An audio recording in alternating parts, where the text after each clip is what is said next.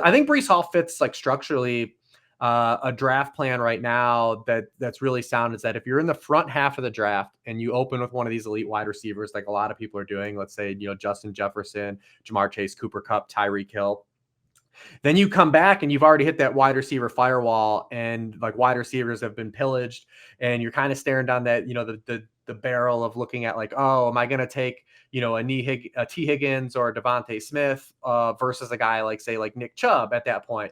You can take one of those running backs that still profiles as an RB1 and then in the third round, take Breece Hall and you've got an anchor running back. You've got potentially another RB1 for the crux of the season when he gets kind of ramped up. And then you just hammer wide receiver the rest of the way.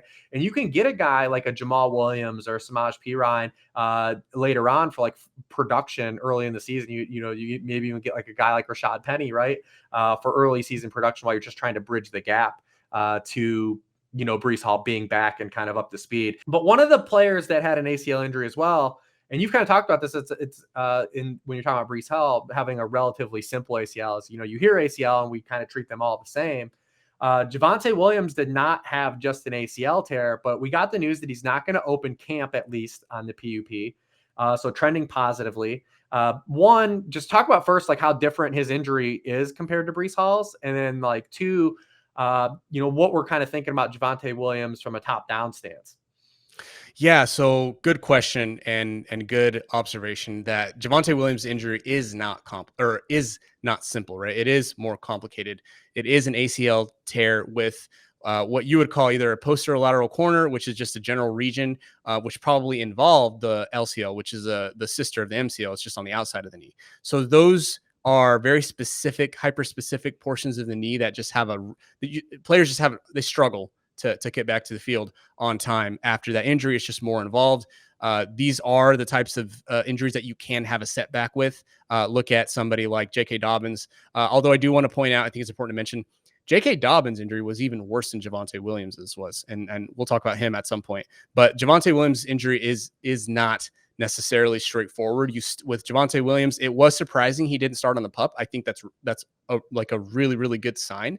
I think that they're hoping that by week 1, when he'll be around 11 months, that he'll be close to what he is. But I mean, a lot of what ACL, injuries, a lot of it is for guys that are coming back, especially after a major one like this, is load management, right? Not necessarily in the sense of, are you going to be just, taking whole days off? But a lot of it is managing practice reps, right? Are you on the field on obvious passing downs if you're Javonte Williams? I don't know, because a lot of this is going to be based on how he's feeling, based on when he feels like he's explosive again. And, running backs with this type of injury and ACL plus, they don't have good outcomes, right? You think, and maybe not the best comparison, but Dion Lewis, right? Not he had a really relatively complicated injury, didn't turn out well. Rashad Penny, he had a complicated injury, did not turn out well. Obviously, you have somebody like J.K. Dobbins, did not turn out well.